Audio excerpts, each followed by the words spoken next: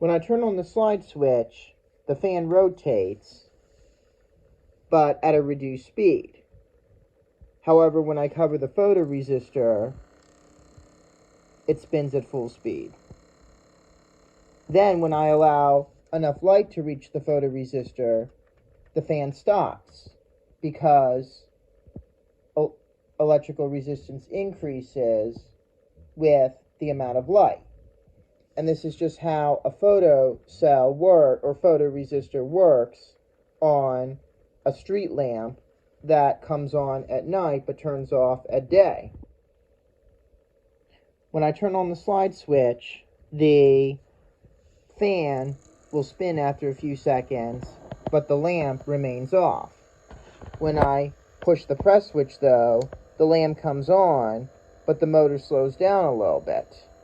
The two transistors here are connected in series and act like switches. A small current will turn on the NPN transistor, which in turn will activate the PNP transistor. The large current used to spin the motor now flows through the Q1 transistor here. The combination allows a small current to control a much larger one.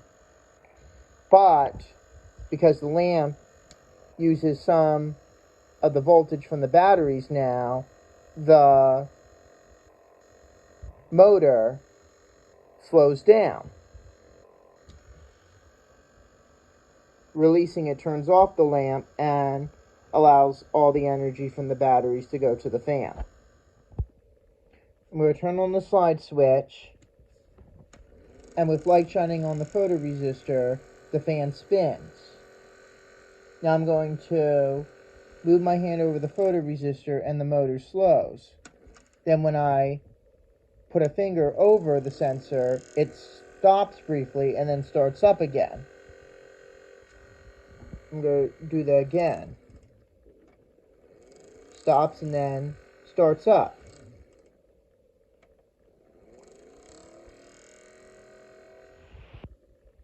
This is a mail notifying system.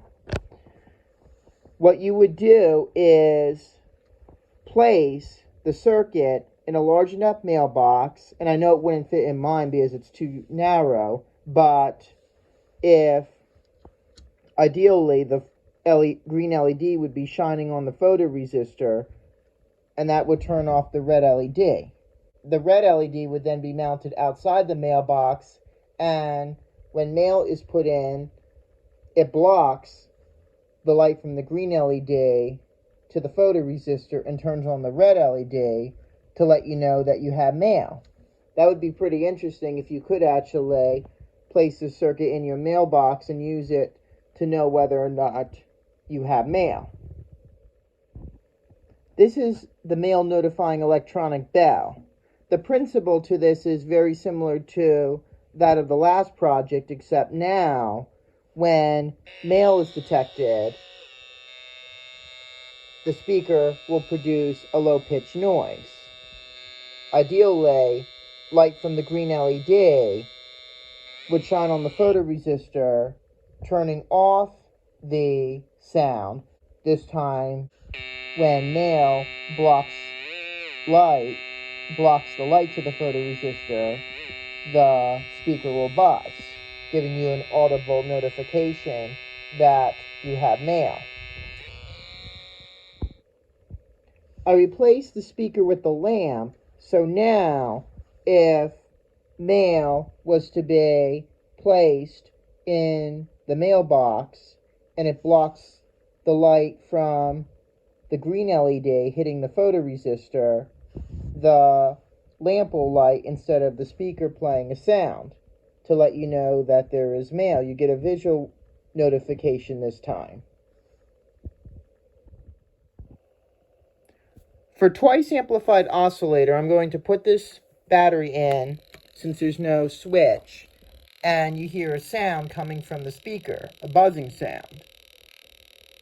The amplifier is used to help produce a sound, and what's interesting is that you can change the capacitor to see how different the sound is. Currently I have the C2 capacitor in place, but I'm going to try the C1 capacitor. It sounds more high-pitched. Do the C3 capacitor, and you don't hear anything. Now for quick flicking LED, I replace the speaker with the red LED, and when I put in the battery, you can see the LED flickering. It actually flickers more to the camera than to the naked eye. But I can change the capacitors to see how it affects the flickering.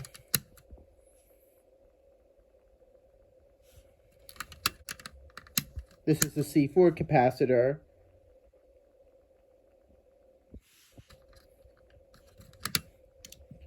C3.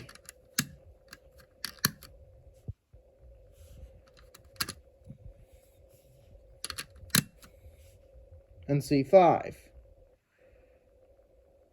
For the C3 through C5 capacitors, the LED does not come on. This is another AM radio, and this one uses transistors. When I turn on the slide switch, you can hear sound coming from the speaker.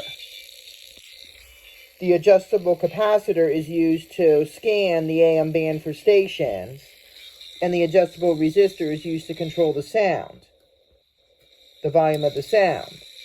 Now this radio is not going to be very loud, but the two transistors are used to drive the speaker to power the radio.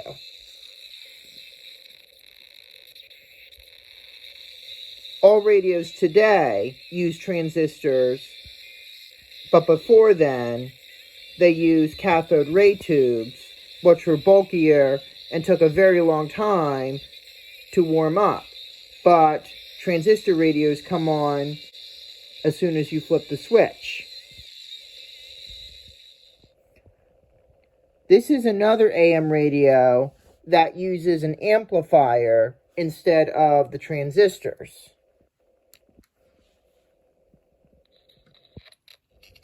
And you can move the radio around and tune the adjustable capacitor to find a station that is fairly clear. Christmas music playing. I don't know what station it is, but there's no volume control on this radio, so you can't make the sound louder or quieter. And like the other radios that in snap circuits, there's no indicator to tell you which station is on or what you have flipped to. But again, this is just for demonstration purposes and to teach about how radios and the electronics within them work. This is a music amplifier. When I turn on the slide switch, you're going to hear loud music coming from the speaker, so turn down your volume just in case. I know it sounds distorted, but it's louder because the amplifier is giving more strength to the sound.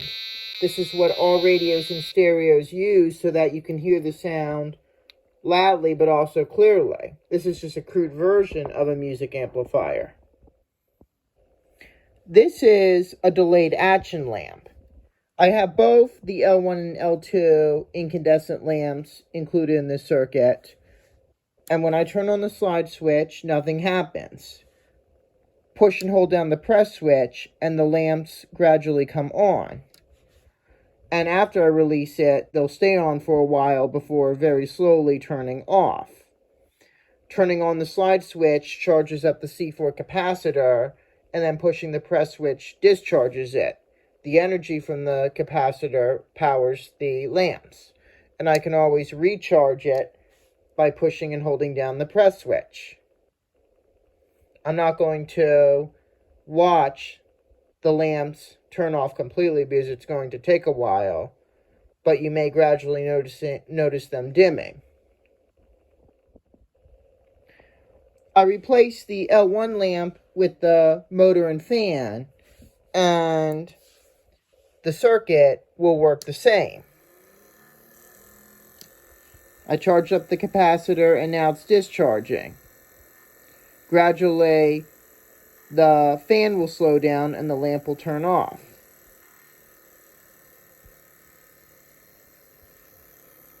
And then you can hold down the press switch to turn them back on at full power whenever you want to. This is the police siren amplifier. When I turn on the slide switch, you will hear a loud siren, although it doesn't really seem that loud to me.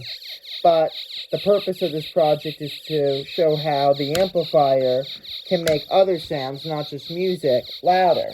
And this is what real-life police car sirens use so that they're loud enough for other people to hear. I know it sounds very weird, too. This is lasting doorbell. When I turn on the slide switch and then push the press switch, you hear what may sound like a doorbell, and the sound gradually fades away. The C4 capacitor supplies power for the doorbell. The transistors are supplied with the current for oscillation when the push switch is pressed. And then, at the same time, the capacitor charges. Releasing the press switch discharges the capacitor. I place the C3 capacitor directly above the whistle chip. And when I push and release the press switch, you hear a clicking sound, and it's going to last for a while. But slowly fading away.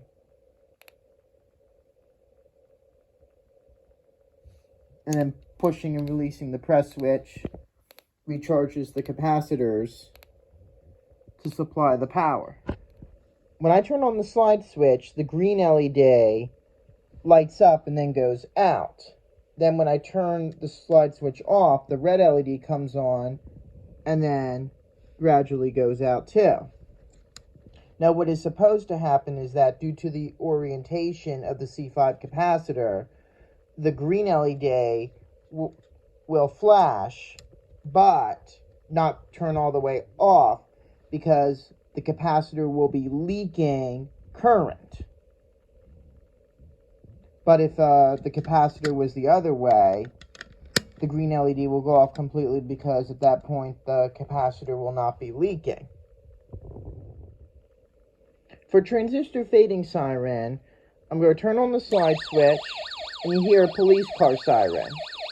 I will then push the press switch and it will get a little louder, but then the siren will fade away altogether, eventually turning into a buzzing sound. The capacitor here has discharged. I'm using the C3 capacitor. Now it's buzzing.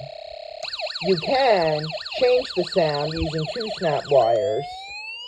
You have a fire engine sound that fades away, a machine gun sound that fades away, or an ambulance sound that fades away. And you can change the capacitor to speed up or slow down the time it takes for the sound to stop. Like using the C5 capacitor will make the sound last much longer than with the C3 capacitor, but in contrast, using the C1 capacitor will require you to hold down the press switch to keep the sound going. As soon as you release it, the sound stops. I replaced the alarm integrated circuit with the music integrated circuit, and when I turn on the slide switch and then push the press switch, you'll hear a loud doorbell that gradually fades away.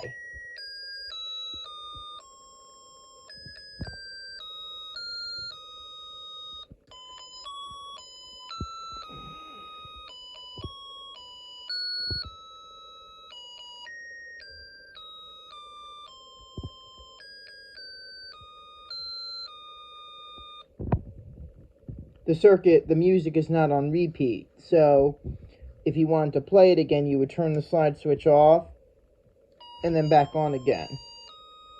And if you haven't pushed the press switch, it's going to slowly fade away.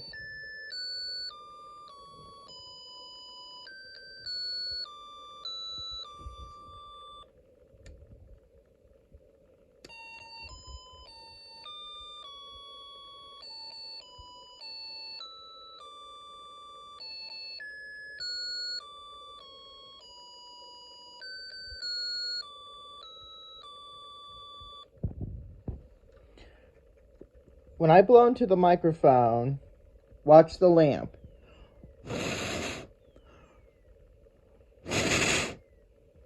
You may hear very faint sounds as the lamp flickers and then turns off. Here are lamps that will turn on when I hold down the press switch, and they will stay on for a short while after I release the switch. This is its lowest setting.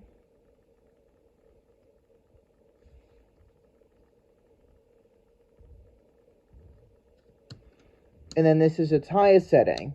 The lamps stay on longest. I'm not going to watch them turning off because it will take too long. I replaced the L1 lamp with the motor and fan, and this time pushing down the press switch will turn on the other lamp plus the motor and fan. Again, the adjustable resistor controls how long they stay on.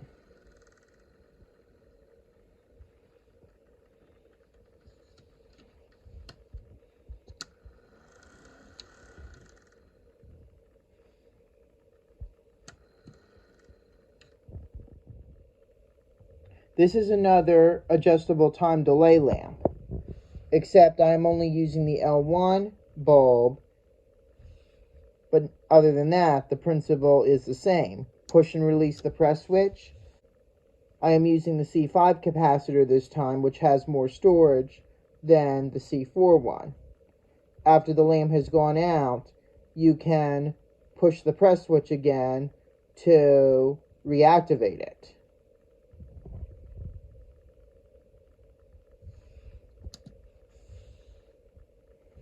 The adjustable resistor is used to control how long it takes for the lamp to go out. I replaced the L1 lamp with the fan and motor, and pushing the press switch will now turn it on, and it will rotate and slowly come to a stop. Use the RV to change how long the fan runs after you release the press switch.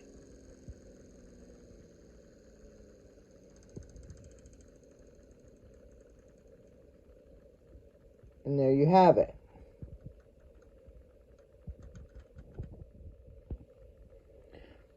This project is the watch light. When I push the press switch, the lamp comes on, and then it will slowly turn off.